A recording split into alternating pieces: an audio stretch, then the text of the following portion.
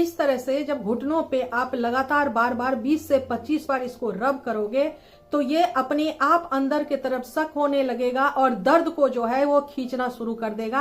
और आप हैरान हो जाओगे कि 20 से 21 बार इसको रब करने के बाद आपका जो घुटनों का दर्द है या कमर का दर्द है या जोड़ों का दर्द वो एकदम से खत्म होना और कम होना स्टार्ट हो जाएगा। 5 से 7 दिन करते करते आपका दर्द जो है वो उड़नछू छू मंतर और गायब हो जाएगा, जैसे कभी पहले था ही नहीं। तो आज जो मैं आपको एक रेमेडी बताऊंगी, बहुत ही छोटा सा, इतना छोटा सा कि सेकंड लगता है इसको बनाने में, और उससे आपका ये दर्द तरीके से खिंच जाएगा। ऐसा मैंने बहुत लोगों को देखा है कि उनकी जिंदगी में पैसा भी भरमार है, सब कुछ है, वो घूम सकते हैं, फिर सकते हैं, अफोर्डेबिलिटी उनकी है, उसके बाद भी ऐसे लोग जो है घूमने फिरने नहीं जा पाते हैं क्योंकि उनके शरीर में इतना ज्यादा दर्द और तकलीफ है, वो चलने से घबराते हैं। लेकिन यकीन मानिए, जब भी आप चलने से घबराने लगेंगे तो प्रॉब्लम आपकी कम नहीं होगी, प्रॉब्लम आपकी बढ़ जाएगी, क्योंकि शरीर को ऊपर वाले ने बनाया ही इस तरीके से है कि इसमें मूवमेंट होता रहे। आप मूवमेंट को जैसे ही रेस्ट्रिक्ट कर दोगे, रोक दोगे, चाहे तकलीफ के वजह से, चुभन के वजह से, दर्द के वजह से, स्वेलिंग के वजह से, जो भी कारण है उसके वजह से, तो आप एक चीज जान लीजिए, वो धीरे धीरे खत्म होनी शुरू हो जाएगी, अच्छी होनी कभी भी स्टार्ट नहीं होगी। जब इस शरीर में सही तरीके से न्यूट्रिशन डालोगे, सही तरीके से मूवमेंट डालोगे, तो ये चलती रहेगी। मैं जानती हूँ कि आप में से बहुत सारे लोग ऐसे हैं जो आप ये कह सकते हो कि तुम समझोगे नहीं, हमें तो चलना है, लेकिन हम चल नहीं पाते हैं,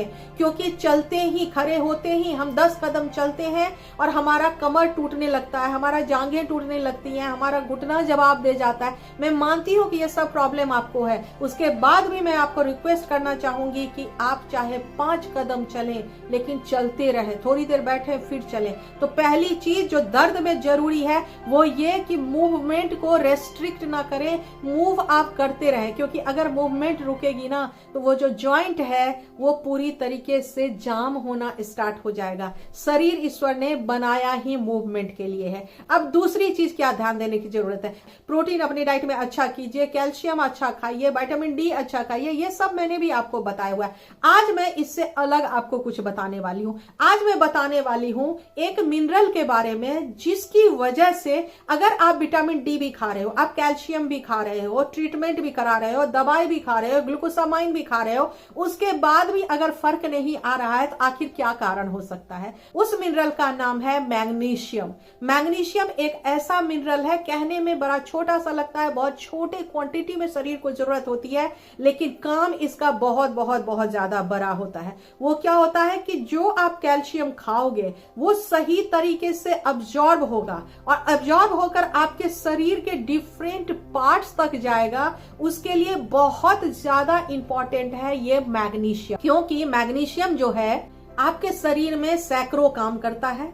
आपके हार्ट हेल्थ को रेगुलेट करता है, ब्लड शुगर में हेल्प करता है, जो एक्सरसाइज करते हैं उसके लिए स्टेमिना को बिल्ड करने में हेल्प करता है, जो पीएमएस प्री मेंस्ट्रुअल सिंड्रोम की प्रॉब्लम जिन लोगों को होती है, जो पीरियड से पहले लोगों को तकलीफ होती है, ब्लोटिंग होती है, पेन की शिकायत हो जाती है, उन सब में आपको बहुत ज्यादा फर्क लाएगा। माइग्रेन की प्रॉब्लम है, रेस्पिरेटरी प्रॉब्लम है या हार्ट से रिलेटेड प्रॉब्लम है, तब भी मैग्नीशियम की बहुत ज्यादा जरूरत पड़ती है।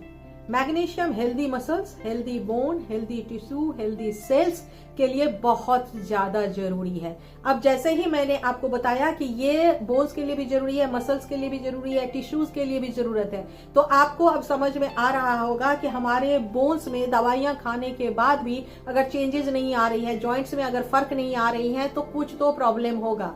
उसके साथ आपको ये भी समझने की जरूरत है कि मैग्नीशियम आपके हार्ट हेल्थ, ब्लड शुगर को भी कंट्रोल करता है। ऑस्टियोपोरोसिस को, मतलब हड्डियां जो जर्जरी हो जाती है, सघनता उसकी कम हो जाती है, जिसकी वजह से फ्रैक्चर बहुत ज्यादा होते हैं, उसको भी रोकने में बहुत ज्यादा फर्क लाती है। इन सब से भी बड़ा काम करती है कि जो आप कैल्शियम और विटामिन डी खाते हो वो आपके शरीर में एब्जॉर्ब करने का, उसके एब्जॉर्प्शन को, पचाने को, एसिमिलेट करने को मैग्नीशियम चाहिए। अगर मैग्नीशियम नहीं होगा तो ये चीजें आपके शरीर में जाएंगी तो सही, लेकिन एसिमिलेट ही नहीं होंगी। एसिमिलेट नहीं होंगी तो उसका बेनिफिट तो आपको मिलेगा ही नहीं। तो जब बेनिफिट ही नहीं मिलेगा तो आपको फर्क कैसे दिखेगा। तो इसलिए अपने डाइट में आपको मैग्नीशियम को ऐड करना जरूरी है। और मैग्नीशियम सिर्फ और सिर्फ जो सप्लीमेंट के थ्रू खा रहे हो उससे नहीं, खाने पीने के थ्रू भी आपको मैग्नीशियम को अपने डाइट में डालना जरूरी है। अब ये मैग्नीशियम भी अगर खा रहे हो उसके बाद भी मान लो सप्लीमेंट भी कर लिया आपने मैग्नीशियम को, मैग्नीशियम रिच फूड जो मैं अभी बताऊंगी वो भी आपने खा लिया, उसके बाद भी अगर फर्क नहीं आ रहा है, तब एक सबसे बड़ा जो कहते हैं ना कल्प्रिट, जो गुनहगार बदमाश है, वो होता है आपका गट। जी हाँ, गट को कहते हैं सेकेंड ब्रेन। हमारे पेट के अंदर जो बैक्टीरिया है उस बैक्टीरिया को कहते हैं हम सेकेंड ब्रेन, क्योंकि पूरे शरीर में न्यूट्रिशन का अब्जॉर्प्शन, न्यूट्रिएंट्स का अब्जॉर्प्शन, न्यूट्रिएंट्स को रिलीज करना, उसको एसिमुलेट करना, उसको भेजना, सिग्नल देना, मॉनिटरिंग करना, ध्यान रखना, ये सब काम करता है आपका गट हेल्थ। गट हेल्थ इसीलिए इंपॉर्टेंट है कि आपका अगर गट सही नहीं होगा तो सब कुछ करने के बाद भी सैकड़ों बीमारी आपके शरीर में आ सकती है। इसके लिए आपको गट को रीसेट करने की जरूरत है, ताकि जो मैग्नीशियम है, ताकि जो कैल्शियम है, जो विटामिन डी है, जो आपका खान पान है, उससे जो न्यूट्रिएंट्स मिल रहा है वो न्यूट्रिएंट्स आपके शरीर को लगे और उसका फायदा आपके शरीर में हो सके। अब गट को रीसेट करने के लिए अब बहुत सारे लोगों के दिमाग में ये कंफ्यूजन होता है कि गट मेरे को तो एसिडिटी नहीं होती है, मेरे को तो ब्लोटिंग नहीं होती है, मेरे को तो डाइजेशन से रिलेटेड कोई प्रॉब्लम नहीं होती है। जैसे कि मैंने कहा कि गट दूसरा ब्रेन है, तो आपको नर्व से रिलेटेड प्रॉब्लम है, आपको बोन से रिलेटेड प्रॉब्लम है, आपको इन्फ्लेमेशन की शिकायत है, आपको डकार आती है, आपको सपने ज्यादा आते हैं, आपकी स्किन डल हो रही है, ये सब भी गट की निशानी है। इसका मतलब ये हुआ कि हमारे पेट के अंदर में जो बैक्टीरिया होते हैं उन बैक्टीरिया को हेल्दी बनाने की जरूरत है, उन बैक्टीरिया को स्ट्रॉन्ग बनाने की जरूरत है। तब जो भी आप खाओगे calcium, magnesium, vitamin D, B12 सब आपके शरीर को लगेगा और उसका रिजल्ट आपको 2 से 5 दिनों में दिखना शुरू हो जाएगा। अब इसके लिए मैग्नीशियम के लिए अगर डाइट की बात करें तो सारे हरे पत्तेदार सब्जियां खाइए, फ्रूट्स खाइए, नट्स खाइए, ज्यादा से ज्यादा वेजिटेबल खाइए, स्प्राउट खाइए। ये सब चीजें जब आप खाएंगे तो ये आपके शरीर में ये सारी चीजों को इम्प्रूव करेगा। आप अपने डाइट में जो है पानी का इंटेक बहुत ज्यादा करें। आधे घंटे सुबह का 9 से 10 के बीच का धूप जरूर लें।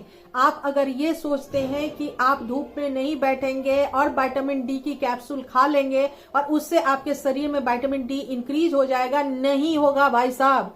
आपको धूप में बैठना ही पड़ेगा। उसके साथ विटामिन डी नेचुरल तरीके से भी अपने शरीर में बढ़ाने की आपको कोशिश करनी है। और उसके लिए सबसे अच्छा है कि मशरूम लीजिए। मशरूम को 15 मिनट से आधे घंटे के लिए धूप में थोड़ा सा ऊपर से पतला सा कोई कपड़ा डाल के छोड़ दीजिए और उसके बाद उस मशरूम का सब्जी बनाकर, जो भी सूप बनाकर आप पीजिए। उस मशरूम से भी आपको बहुत ज्यादा विटामिन डी मिलेगा। जो विटामिन डी मिलेगा वो नेचुरल फॉर्म में मिलेगा, इजीली बॉडी में एसिमुलेट होगा और इजीली आपके शरीर को रिकवरी मोड में लेकर आएगा। अब आते हैं मेन रेमेडी के ऊपर। ये जो रेमेडी है वो ऐसा रेमेडी है कि आपको 1 हफ्ते के अंदर, मतलब 5 दिन के अंदर तो चेंजेस आपको ड्रास्टिक दिखने शुरू हो जाएंगे और 1 हफ्ते में आप 90% अपनी प्रॉब्लम से निजात पालोगे। करना क्या है कि आपको लेना है एक अवाकाडो। ये अवाकाडो अच्छा पका हुआ अवाकाडो होना चाहिए। अब अवाकाडो महंगा है मुझे मालूम है, लेकिन आपके घुटने बदलवाने से तो ज्यादा महंगा नहीं है। आपका घुटना बदलवाने का तो 2 लाख रुपए कहीं नहीं जाता एक घुटने का, दोनों बदलवाना है तो 4 लाख रुपए जाता है। उसके बाद फिजियोथेरेपी 3 महीने करानी पड़ती है, उसके बाद भी दर्द तो रहता ही है। तो उन सब से अगर बचना है तो आपको एक 300-250 रुपए का एवोकाडो लाना पड़ेगा। और आपको लेना है ये जो है आइसोप्रोपाइल अल्कोहल कहते हैं इसको, 70% अल्कोहल के नाम से भी कहते हैं इसको, रबिंग स्पिरिट के नाम से भी जानते हैं। केमिस्ट शॉप पे जाइएगा, उसको बोलिएगा, आराम से निकाल के दे देगा। ये 100 ml 50 रुपए की आती है, तो 250-300 का एवोकाडो आएगा, 50 रुपए का ये जो रबिंग स्पिरिट है ये आएगा। आपने क्या करना है कि इसको पीस से काट लेना, एवोकाडो को, इसका बीज निकाल लेना है। जो एवोकाडो बच गया इसका पल्प निकाल लीजिए, इसको आप खा लीजिए, सैंडविच बना लीजिए, इस्तेमाल कर लीजिए। इससे अब कोई लेना देना नहीं है, आपको चाहिए इसका बीज। इस बीज को अच्छे से कद्दूकस कर लीजिए। कद्दूकस करने के बाद एक शीशे के बोतल में 100 ml डालिए ये रविंग स्पिरिट आइसोप्रोपाइल अल्कोहल 70%। और ये जो एक बीज निकाला इसका ये कद्दूकस किया हुआ सारा डाल दीजिए इसके अंदर। डालने के बाद 3 दिन इसको छोड़ दीजिए, कहीं पर भी इसको रख दीजिए ढक्कन बंद करके।